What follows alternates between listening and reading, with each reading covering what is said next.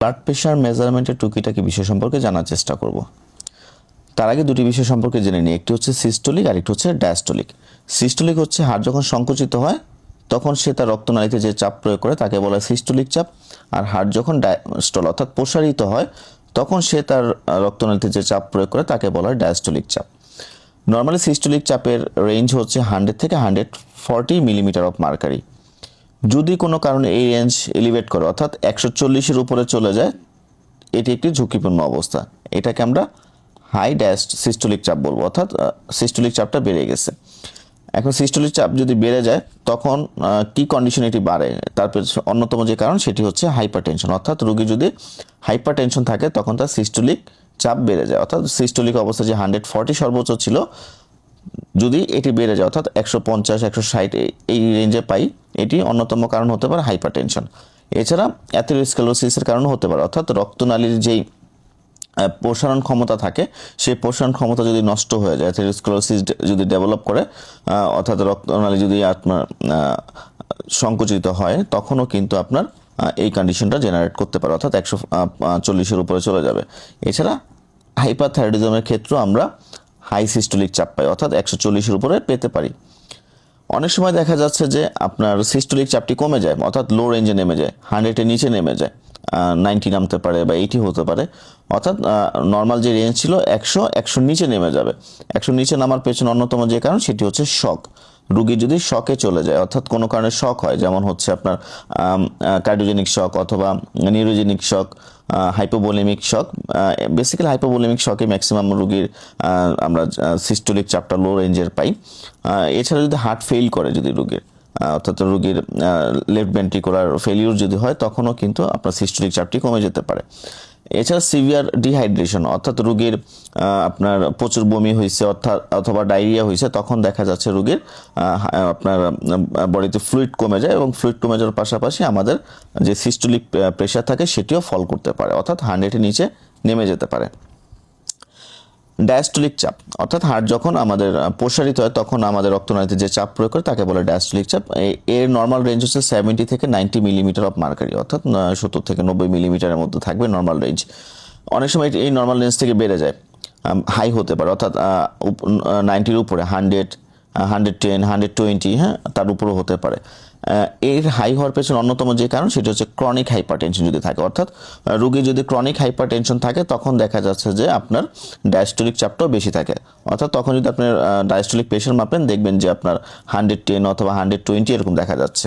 এছাড়া রোগী যদি সিকেরিতে ভোগে, অর্থাৎ ক্রনিক কিডনি ডিজিজের রোগীর কিন্তু আপনার ডায়াস্টোলিক চাপটাও বেড়ে যায়, অর্থাৎ ডায়াস্টোলিক চাপ অনেক বেশি পাবেন ক্রনিক কিডনি ডিজিজের রোগীর ক্ষেত্রে। অনেক সময় দেখা যাচ্ছে যে আপনার ডায়াস্টোলিক চাপ 70 ছিল, এটি 70 থেকে অনেক লো হয়, অর্থাৎ নিচে নামতে থাকে, 60 হতে পারে বা 50 হতে পারে, এরকম রেঞ্জে আমরা অনেক সময় পাই।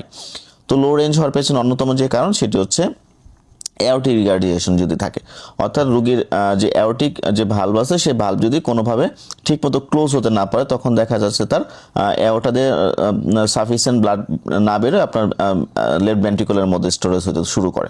এই জন্য দেখা যাচ্ছে যে আপনার কার্ডিয়াক আউটপুট কমে যায়, এবং কার্ডিয়াক আউটপুট কমে যাওয়ার কারণে তখন দেখা যাচ্ছে আপনার ডায়াস্টোলিক যেই প্রেশারটি ছিল সেটি ফল করে, অর্থাৎ 70 নিচে নেমে যায়।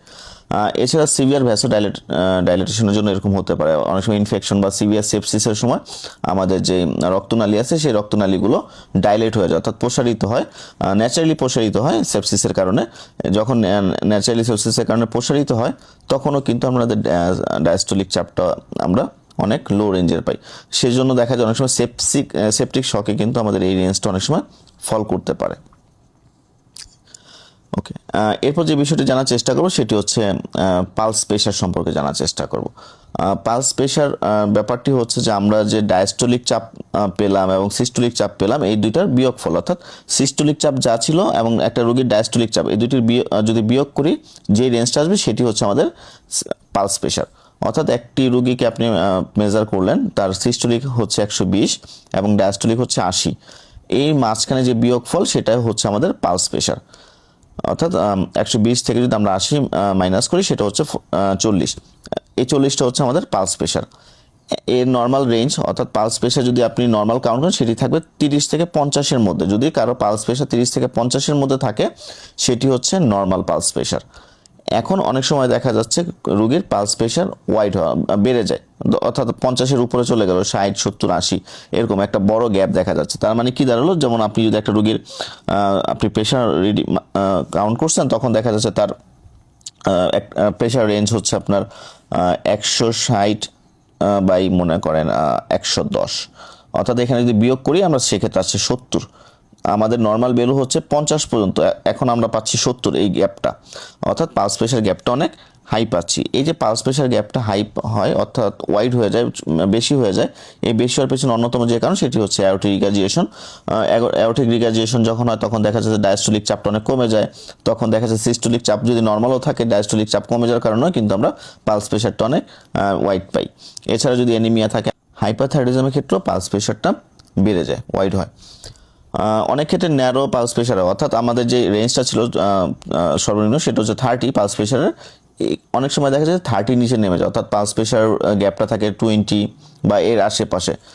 এই পালস প্রেশার নামার পেছনে বা এই যে ন্যারো হওয়ার পেছনে অন্যতম যে কারণ সেটা হচ্ছে শকের ক্ষেত্রে দেখা যায় যে আপনার সিস্টোলিক চাপ কমে যায়, তখন দেখা যাচ্ছে যে সিস্টোলিক চাপ যদি কমে যায়, একজন রোগীর সিস্টোলিক চাপ কমে যদি 100-তে চলে আসে, তখন পাশাপাশি যদি তার দেখেন যে আপনার ডায়াস্টোলিক 80, সেক্ষেত্রে আপনার যদি পালস প্রেশারটা আমরা কাউন্ট করি সেক্ষেত্রে দেখা যাচ্ছে 20 আসতেছে অনলি, তার মানে পালস প্রেশারটা অনেক কম। যখনই যে পালস প্রেশার কমে যাচ্ছে এর পেছনে অন্যতম একটি কারণ বললাম শক হলে প্রেশারও কমতে পারে। এছাড়া যদি রোগীর হার্ট ফেল করে অর্থাৎ লেফট ভেন্ট্রিকুলার ফেলিউর হয়, তখনও কিন্তু আপনার পালস প্রেশারটা ন্যারো হতে পারে। পাশাপাশি কার্ডিয়াক ট্যাম্পোনেট যদি থাকে, কার্ডিয়াক ট্যাম্পোনেটটা হচ্ছে আমরা জানি যে হার্টে যে কাভার থাকে সেখানে হার্টটা এইভাবে থাকে, হার্টটাকে চারদিকে একটি কাবা দিয়ে ঢাকা থাকে, এই কাবারে যদি অস্বাভাবিকভাবে পানি জমে অর্থাৎ ফ্লুইড জমে, এই ফ্লুইড জমার কারণে হার্ট ঠিক মতো আর শীত হইতে পারে না, অর্থাৎ খুব বেশি প্রসারিত হইতে পারে না। যখন বেশি প্রসারিত হইতে না পারে তখন কি হার্টের ভিতরে সাফিসিয়েন্ট ব্লাড ঢুকতে পারে না, সাফিসিয়েন্ট ব্লাড ঢুকতে না পারে সাফিসিয়েন্ট ব্লাড আউটও হতে পারে না। এই জন্য দেখা যায় যে আপনার আমাদের যে পালস যে প্রেশার থাকে সেই পালস প্রেশারটা আপনার ন্যারো হতে থাকে, অর্থাৎ পালস প্রেশার এই জায়গায় কমে যায়। ওকে, এখন আমরা আরেকটা প্রেশার সম্পর্কে জানার চেষ্টা করব, এটি হচ্ছে মিন আর্টেরিয়াল প্রেশার বলা হয়, বা এটা আরেকটা হচ্ছে মিন প্রেশারও বলি আমরা। তো মিন প্রেশার ব্যাপারটি হচ্ছে আমাদের যে ডায়াস্টোলিক যে প্রেশার আছে, অর্থাৎ আমরা যে ডায়াস্টোলিক যে রেঞ্জটা পেলাম যে আপনার 70 থেকে 90, এইটাকে আমরা ডায়াস্টোলিক চাপ বলি। তো ডায়াস্টোলিকের সাথে যদি আপনার পালস প্রেশারের 1/3 যোগ করা হয় সেটাই হচ্ছে আমাদের মিন প্রেশার। অর্থাৎ আপনার ডায়াস্টোলিক চাপ যদি আমাদের 80 পাই, আমরা 80 ছিল আমাদের, তো 80-র সাথে আমরা পালস প্রেশারকে যদি যোগ করি 1/3, অর্থাৎ পালস প্রেশারের 1/3, সাপোজ কোনো রোগীর পালস প্রেশার 40 ছিল, তার 1/3 হচ্ছে 13, এই দুটো যোগ করলে যে রেঞ্জটা আসবে সেটাও হচ্ছে আমাদের মেইন আর্টেরিয়াল প্রেশার বা মিন প্রেশারও বলি আমরা। তো এই মিন প্রেশার নর্মাল ভ্যালুটা হচ্ছে আমাদের 70 থেকে 100, অর্থাৎ কারো যদি মিন প্রেশার 70 থেকে 100 থাকে সেটা হচ্ছে স্বাভাবিক। মিন প্রেশার আরেকটা বড় গুরুত্ব বহন করে, সেটা হচ্ছে মিন প্রেশার আমাদেরকে বুঝতে শেখায় যে আমাদের রক্তচাপ অর্গানের ভিতরে কেমন আছে, অর্থাৎ আমাদের যে অর্গানগুলো আছে যেমন কিডনি, ব্রেইন, আপনার লিভার, এইসব জায়গার মধ্যে যে রক্তচাপ চাপের যে গড় সেটাই আমরা মিন আর্টেরিয়াল প্রেশার দিয়ে কাউন্ট করি। এখন যদি কোনো কারণে এই মিন আর্টেরিয়াল প্রেশারটা বেড়ে যায়, অর্থাৎ রেঞ্জটা যদি 100-এর উপরে চলে যায়, এটাকে বলা হয় হাই মিন আর্টেরিয়াল প্রেশার। হাই মিন আর্টেরিয়াল প্রেশার অন্যতম কারণ হতে পারে হাইপার টেনশন, এবং যদি মিন আর্টেরিয়াল প্রেশার যদি বেড়ে যায় এর পেছনে অন্যতম যে রিস্ক ফ্যাক্টর হয়ে দাঁড়ায় সেটা হচ্ছে আমাদের অর্গান ড্যামেজ হতে পারে, অর্থাৎ কিডনি, আপনার ব্রেইন, এগুলো ড্যামেজ হতে পারে। সেই জন্য দেখা যাচ্ছে যে সিকেডি রোগীর কিন্তু প্রথম অবস্থায় যদি আপনি মিন আর্টেরিয়াল প্রেশারটাকে বুঝতে পারেন তখন কিন্তু এটাকে প্রিভেন্ট করা যাবে আপনার হাইপারটেনসিভ ড্রাগসের মাধ্যমে, অর্থাৎ এই জিনিসটা খুবই ইম্পর্টেন্ট অর্গানকে সেভ করার জন্য। আবার অনেক সময় দেখা যাচ্ছে মিন আর্টেরিয়াল প্রেশারটা লো হয়ে যায়, কমে যাওয়ার পিছনে অন্যতম কারণ হচ্ছে শক।